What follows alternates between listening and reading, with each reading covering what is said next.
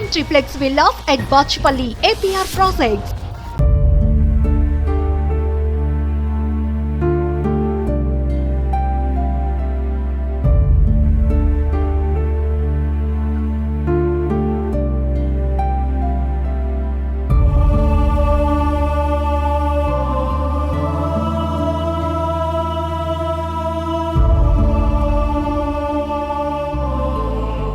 Welcome to Suman TV. నేను మీ నాగరాజ్ బైర్ శెట్టిని. ఈరోజు ఈ ప్రోగ్రాం మనకు స్పాన్సర్ చేసింది ఎకో తేజాస్ విద్యుత్ వాహనాల సంస్థ. విధి వంచితులు అన్న ఒక పదాన్ని మనం ఎక్కువగా వింటుంటాం కదా. విధి వంచితులు ఏదైతే తమ జీవితంలో కొన్ని కోల్పోయి కొన్ని ఇబ్బందులు పడుతూ ఇక్కట్లో ఉన్న వారిని చూసి విధి వంచితులు అది ఇదని మనం అంటుంటాం అనమాట. అలాంటి కోవకు చెందిన ఒక యువకుడిని ఇప్పుడు మీకు పరిచయం చేయబోతున్నాను. అంతకన్నా ముందు ఆ యువకుడి గురించి మీరు తెలుసుకోవాలి. తనకు 10 ఏళ్ల వయసున్న సమయంలో ఒక విద్యుత్ తీగని తెలియకుండా పట్టుకోవడంతో విద్యుత్ షాక్తో ఎడమ చెయ్యి ఇంతవరకు ఆయనకు కట్ అయిపోయింది. అప్పటి నుంచి కూడా అంగవైకల్యంతో బాధపడుతున్న ఆ విద్యార్థి అతి కష్టం అంటే కుటుంబం కూడా కూలి చేసుకొని పూట జరుపుకునే ఒక కుటుంబంలో పుట్టిన వ్యక్తి ఆ కుర్రాడు. మరి ఆ కుర్రాడు అతి కష్టం మీద ఇంటర్మీడియట్ వరకు చదివి తర్వాత ఉద్యోగ అన్వేషణలో ఉండగా అంటే ఫిజికల్ హ్యాండిక్యాప్డ్ కోటాలో వికలాంగుల కోటలో ఉద్యోగ అన్వేషణలో ఉండగా అతనికి డ్వామాలో ఒక అటెండర్గా కాంట్రాక్ట్ ప్రాతిపదికన అటెండర్గా ఉద్యోగం రావడం జరిగింది. అయితే అతను చేసిన పొరపాటు ఏంటంటే, అది పొరపాటు నేను అనట్లేదు, కొంతమంది అనుకున్నారంట. అదేంటంటే ఒకటి, అప్పటి వరకు తను ఒక జనసేనాని పవర్ స్టార్ పవన్ కళ్యాణ్ గారి అభిమానిగా ఉంటూ ఆయనకు సంబంధించి కొన్ని వీడియోలను కావచ్చు అతనికి తెలిసిన అంశాలను సోషల్ మీడియాలో పోస్ట్ చేస్తూ వచ్చారనమాట. అదంతా కూడా 2019 ఎన్నికలకు ముందు. అయితే 2019లో వైఎస్ఆర్ కాంగ్రెస్ పార్టీ అధికారంలోకి వచ్చిన వెంటనే అతను పవన్ కళ్యాణ్ అభిమానని, వైఎస్ఆర్సీపీకి వ్యతిరేకంగా పవన్ కళ్యాణ్కి అనుకూలంగా సోషల్ మీడియా పోస్టు పెట్టారని ఆరోపిస్తూ కొంతమంది వైసీపీ నాయకులు అతన్ని డ్వామాలో పంచిన ఉద్యోగం నుంచి అటెండర్ ఉద్యోగం నుంచి పీకి పడేశారు. అప్పటి నుంచి అతను ఒక నిరుద్యోగిగా ఉన్నాడు. కార్యాలయాల చుట్టూ తనను తిరిగి ఉద్యోగంలో తీసుకోవాలని పాపము తిరుగుతూనే ఉన్నా కూడా ఏ ఒక్క అధికారి కావచ్చు, ఏ ఒక్క నాయకుడు కరుణించలేదు. తిరిగి ఇప్పుడు కూటమి ప్రభుత్వం అధికారంలోకి వచ్చిన తర్వాత తనకు న్యాయం జరుగుతుందని చూస్తున్నా కూడా అతన్ని మొర వినే నాదుడే కరువైపోయారు. అసలు ఏంటి రుద్రకుమార్ పరిస్థితి ఏంటి? ఇప్పుడు ఉన్న ఉద్యోగం పోయింది. తల్లి చూసే హోటల్లో వెళ్ళి అంట్లు కడిగే పని చేస్తుంది. ఒక అద్దె ఇంట్లో కాపురం ఉంటున్నారు. అసలు ఏంటి పరిస్థితి? కొడుకుకు ఉద్యోగం లేదు, అంగవైకల్యంతో బాధపడుతున్నాడు. తాను హోటల్లోకి వెళ్ళి ప్లేట్లు కడిగే పని చేసి వచ్చే ఆదాయంతో ఎలా గడుపుతున్నారు ఏంటన్న పూర్తి వివరాలు తెలుసుకోవడానికి రుద్రకుమార్ వాళ్ళ ఇంటికి వెళ్తున్నాను. ఇదే ఇక్కడే రుద్రకుమార్ ఇంట్లోనే బాడుక్కుంటాడు. అతన్ని అడిగి పూర్తి వివరాలు అతని ద్వారానే తెలుసుకుంటాం. ఒక్కసారి నన్ను ఫాలో అవ్వండి. ఇది ఒక చిన్న సందు పాపం. ఇదే రుద్రకుమార్ వాళ్ళ ఇల్లు. రుద్రకుమార్ బాగున్నావా? నమస్తే అమ్మా. బాగున్నారు తల్లి?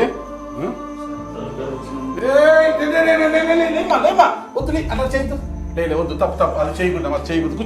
కూర్చో నువ్వు కూర్చో. సార్ 2016లో నాగభూషణం సార్ ఉన్నప్పుడు సార్ పల్లె రఘునాథ్ రెడ్డి గారు పంపించినారు సార్ ఉద్యోగం. రఘునాథ్ రెడ్డి గారు మంత్రి? అవును సార్, ఎక్స్ మినిస్టర్. నాగభూషణం ఎవరు సార్? పిడి గారు సార్. ఓకే. ఆయన చనిపోయినారు సార్. తర్వాత 2019లో నన్ను ఇట్లా ఈ గవర్నమెంట్లో తీసుకున్నానని, అదిగాక జనసేన యాక్టివ్గా మెంబర్గా ఉంటారని నన్ను టార్గెట్ చేసి తీసేసినారు సార్. అదే పనిగా సార్. మీ కుటుంబం గురించి మీ నాన్న పేరు ఏంటి? సార్ మా నాన్న గోపీనాథ్ సార్. గోపీనాథ్ ఏం చేస్తుంటాడు ఆయన? సార్ ఇప్పుడు ఎట్లున్నాడో తెలియదు సార్. ఎందుకు వెళ్ళిపోయినాడు సార్ మా దగ్గర నుండి? వెళ్ళిపోయినాడు. ఎంతమంది అమ్మా మీకు సంతానం? ఇద్దరు సార్. ఇద్దరు కొడుకులు. పెద్ద బాబు MBA చేయించినాను సార్. MBA చదివించినాను. MBA చదివించినాక ఉద్యోగం కావాలని 5 ఏళ్ల నుంచి మాకు దూరంగా ఉన్నాడు సార్. ఎప్పుడో వస్తూ ఉంటాడు, నేను గవర్నమెంట్ జాబ్ కొడతాను అని 5 ఏళ్ల నుంచి అది Group 2కి ప్రిపేర్ అవుతా అన్నాడు. మీ భర్త ఏం చేసేవాడు? అప్పుడు స్టోర్ ఉందని ఇచ్చింది సార్. మీ భర్త ఇప్పుడు ఎక్కడ పోయాడో తెలియదు. ఇప్పుడు నువ్వేం పని చేస్తున్నావు తల్లి? హోటల్లో, ప్రియదర్శిని హోటల్లో సామాన్లు కడిగేకపోతాను సార్. ఇంతకు ముందు మధ్యాహ్నం డ్యూటీ చేసేదాన్ని. అప్పుడు ఆరోగ్యం బాగుండే సార్. ఇప్పుడు 1 సంవత్సరం అయింది, ఆరోగ్యం బాగాలేదు. షుగర్ ఉంది, BP ఉంది సార్ నాకు. మరి ఒకసారి అట్లా రోడ్లో పోతా అంటే ఆటో వాడు గుద్దినాడు సార్. ఈడ ఎముక క్రాక్ ఇచ్చింది సార్. క్రాక్ ఇచ్చింటే అప్పుడు ట్రీట్మెంట్ తీసుకున్నా సార్. షుగర్ వల్ల ఏమి ఇబ్బంది ఉంది? ఇంకా షుగర్ వల్ల గాయమైనాయి సార్, గాయాలైనాయి, కాలుక తల్లి గాయాలైనాయి సార్. ఆల్రెడీ ఇది చూపించిన సార్ గాయమా? నిన్న సంవత్సరం చూపించినారు సార్. అప్పుడు డబ్బులు ఏం తీసుకోలేదు సార్, అంతే. ఇప్పుడు మళ్ళీ అది ఇక్కడ అయింది సార్, అదే అయింది సార్, నేను ఏం చేయలేదు సార్. ఇట్లే రోజు పనికి పోవాలా హోటల్కి? పోవాలా సార్, పోకపోతే ఎట్లా సార్? మాకు ఇస్తారమ్మా 250 ఇస్తారు సార్, సాయంకాలం 5 నుంచి 10 వరకు సార్. ఏం సరిపోతుంది తల్లి? ఇంటి రెంట్ ఎంత ఇది బాడిగా? 3500 సార్. 3500 బాడీకి పోతే మాకు రోగాలకి సరిపోతున్నాయి సార్. ఆడికి ప్రైవేట్ గా తక్కువే చూపించుకునేది, చూసుకొని ఈ సరిగా తిండి తినక, మంచి తిండి తినక, పప్పు అన్నం తింటే ఏమొస్తుంది సార్? బలం వస్తుందా సార్? పప్పు అన్నమే తినేది, లేదంటే చట్నీ, టమాటాలు తక్కువ రేటు కాబట్టి టమాటాల చట్నీ, శనక్కాయల చట్నీ ఇవి తినేది, ఎప్పుడో ఉప్పు చేసేది. రుద్రకుమార్ చెప్పు, అసలుకి నీ చెయ్యి ఎలా పోయింది? సార్ చిన్నప్పుడు హాలిడేస్లో సార్ క్రికెట్ ఆడుకున్నాను, మిద్దిపైకి పోయినాను సార్. నాకు తెలియని వయసు సార్ అది. అప్పుడెప్పుడో తగిలింది సార్, అట్లా నాకు గుర్తుకు లేదు సార్. అది ఏ విద్యుత్ వైర్ తగిలిందా? తగిలి చెయ్యి అయిపోయింది. ఒకసారి పైన నిలబడు నువ్వు. ఇదంతా ఏమి? ఇక్కడంతా అయింది సార్. అబ్బా ఇదంతా సార్ ఇక్కడ కిందగా నుంచి చూడలేకపోతున్నా స్వామి, ఇంత అంత పాపమా. దీని తగ్గట్టు సోరియాసిస్ సార్ నాకు. ఈ తలకి చూడండి ఎంత తలకి ఎంత దేవుడా. అసలు కూర్చో బతికేది వేస్ట్ సార్, నిజంగా బాధపడద్దు. సరే ఎంతవరకు చదువుకున్నావు నువ్వు? ఇంటర్ అయిపోయింది సార్. ఇంటర్ అయిపోయింది. తర్వాత డ్రామాలో అటెండర్ ఎప్పుడు జాయిన్ అయినావు నువ్వు? సార్ 2016లో అయినాను సార్. 2016 కింద అంటే హెయిర్ బేసిక్ కింద చేయించుకున్నాను. ఓకే 4,000 ఇస్తాను. ఫస్ట్ 5,000 ఇస్తాను సార్. తర్వాత పీడీ సార్కి రిక్వెస్ట్ పెట్టుకుంటే 6,500 ఇస్తాను సార్. మళ్ళీ తర్వాత ఈ సార్ని ట్రాన్స్ఫర్ చేయించిన తర్వాత నా జ్యోతి బసు సార్ అని వచ్చినారు సార్. ఆ సార్ కమిషనర్ గారు చెప్పినా కూడా లెటర్ పెట్టలేదు సార్ ఆయన. ఓకే రైట్ అమ్మా, నీకు 6,500 జీతం ఇస్తాను. నీ ఉద్యోగం ఎందుకు పోయింది? ఎప్పుడు? 2016లో ఉద్యోగం వచ్చింది అంటే అప్పుడు తెలుగుదేశం ప్రభుత్వం నీకు ఉద్యోగం వచ్చింది సార్. 2019 ఎలక్షన్స్ అయిపోయిన వెంటనే సార్, నెలకే సార్. ఎందుకు తీసేశారు నిన్నే? నేను ఈ గవర్నమెంట్లో ఉన్నానని, జనసేనలో యాక్టివ్గా ఉన్నాను సార్. అదే కారణమే సార్. అదేనా? అదే సార్. ఈయన ఎవరు సార్? భవానీ రవికుమార్ అని సార్. ఓహో, అనంతపురం జనసేన నాయకుడు. అవును సార్. ఈయన పవన్ కళ్యాణ్ సార్. ఓకే పవన్ కళ్యాణ్ గారు. పచ్చబడి పిచ్చుకున్నావా ఛాతి మీద? అంత అభిమానమా? చాలా అభిమానం సార్. ఓకే భవానీ రవికుమార్ అన్న సార్. ఎందుకంత పిచ్చి పవన్ కళ్యాణ్ అంటే? ఏమో సార్, అది తెలియదు సార్ నాకు. ఆయన అంటేనే ఇష్టం సార్. అంతే సార్. అంటే కేవలం నువ్వు పవన్ కళ్యాణ్ గురించి ఉందంటే పవన్ కళ్యాణ్ మీద ఏమన్నా పోస్ట్ పెడతాను సార్.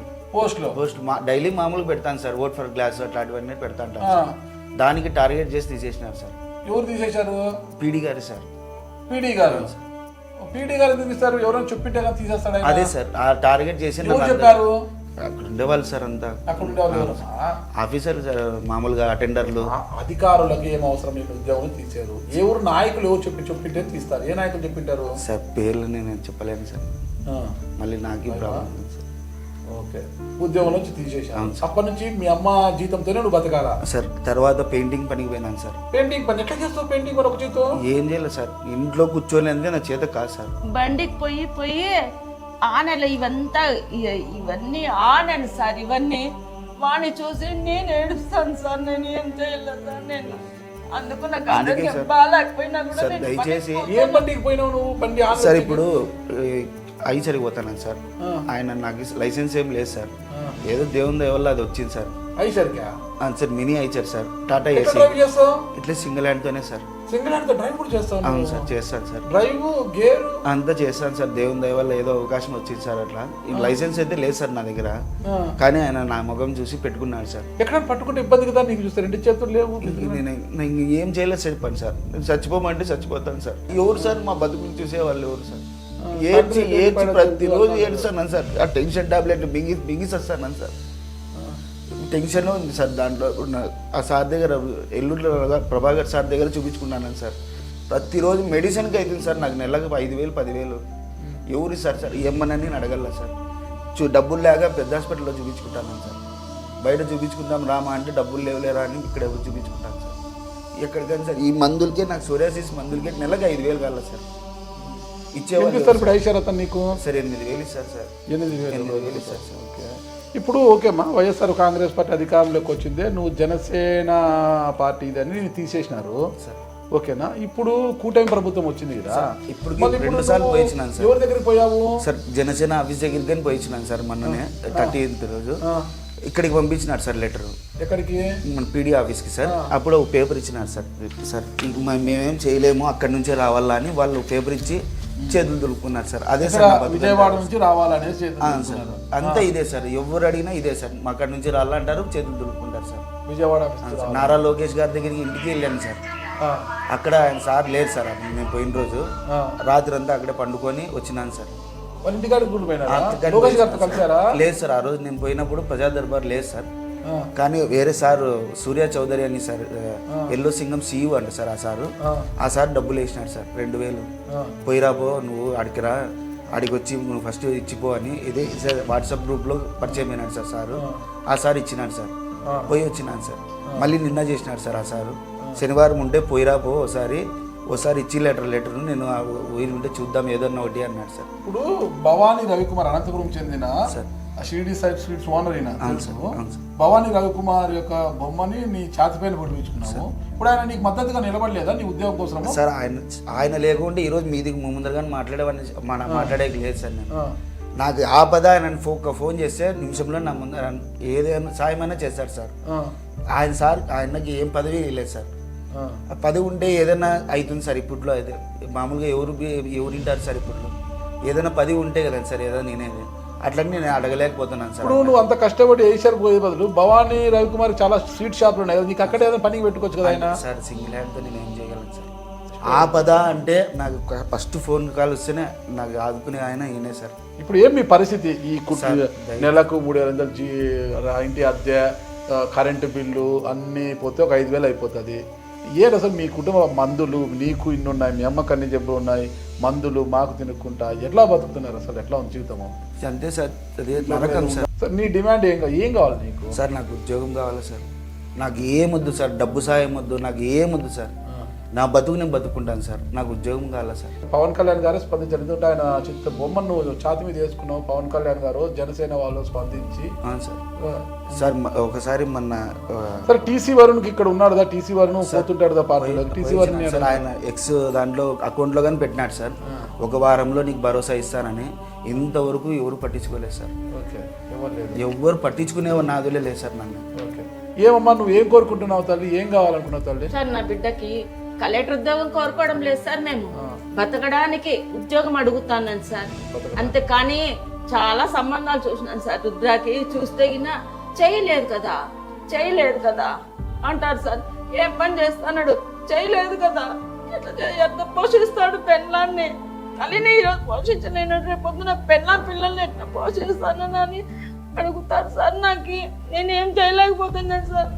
నా బిడ్డకి ఏదో చూడండి సార్ మీరు.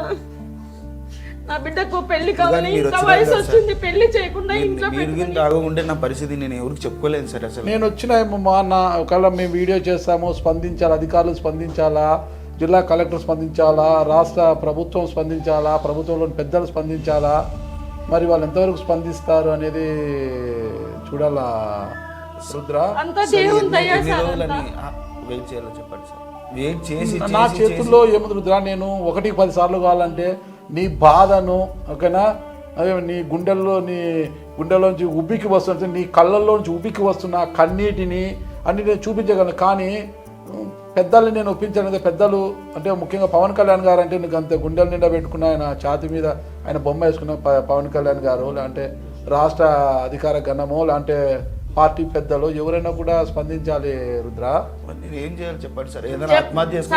చచ్చిపోతాను సార్. మేము ఇంకా ఉండం సార్. మాకు ఇంకా చాలా అయిపోయింది సార్. ఈ బతుకు వద్దు, పాడు వద్దు, ఏమి కడుపు కోసమే కదా సార్ పని చేసేలా. తినాలా ఏముంది సార్? ఆడ పని పోతే కానీ తిండి లేదు. ఇంకా అట్లాంటప్పుడు ఎందుకు చేయాలా, ఎందుకు తినాలా సార్? ఎందుకు ఉండాలా సార్? మేము ఎందుకు ఉండాలా? ఇంకా ఏ ఆట పని చేసే చచ్చిపోతే పోతుంది కదా, భూమికి భారమన్నా తగ్గుతుంది. అన్నిటికీ షావే శరణం కాదమ్మా.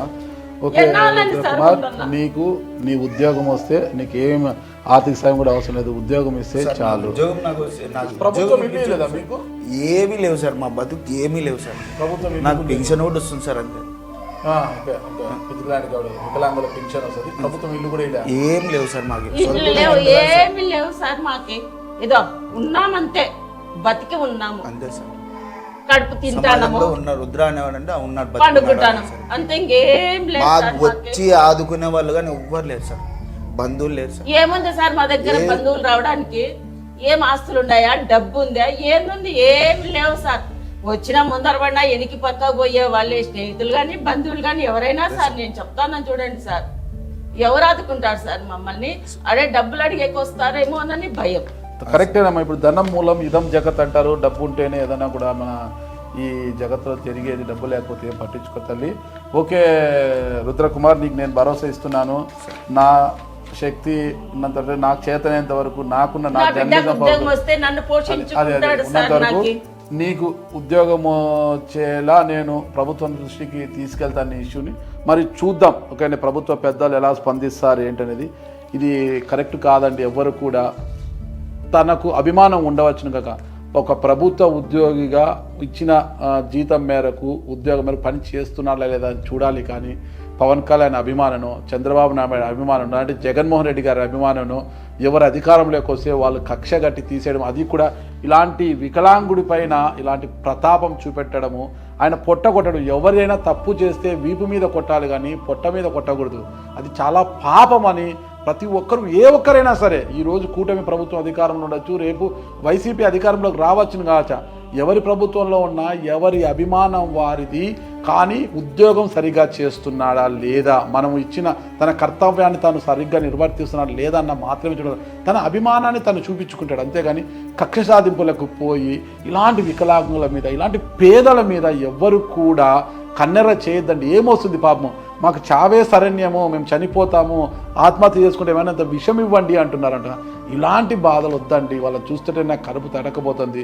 దయచేసి చెప్తున్నా, వాళ్ళ తరపున నేను కూడా విజ్ఞప్తి చేస్తున్నాను, నేను కూడా అప్పీల్ చేస్తున్నాను. ప్లీజ్ ఇప్పటికైనా ప్రభుత్వ పెద్దలు లేదా జిల్లా కలెక్టర్ కావచ్చు, ఇక్కడున్న ఎమ్మెల్యేలు, మంత్రులు స్పందించి ప్రభుత్వం దృష్టికి తీసుకెళ్ళి అతను ఏది పర్మనెంట్ ఉద్యోగం అడగడం లేదు, ఏదైతే గతంలో చేసుకుంటూ ఉండేనో కాంట్రాక్ట్ కింద అదే ఉద్యోగము ఆ డ్రామాలో తనకి ఇప్పిస్తే ఏదో ఉద్యోగం చేసుకుంటూ తన వృద్ధురాలైన తల్లిని పోషించుకుంటాను, లేదంటే నాకు ఆత్మహత్య చేసుకోవడానికైనా అనుమతి ఏంటని కోరే పరిస్థితిలో ఉన్నాడు. దయచేసి చెప్తున్నాను, రుద్రకుమార్కి న్యాయం చేస్తారని ఈ ప్రభుత్వాన్ని వేడుకుంటున్నానండి. ఓకే, థ్యాంక్ యూ అండి.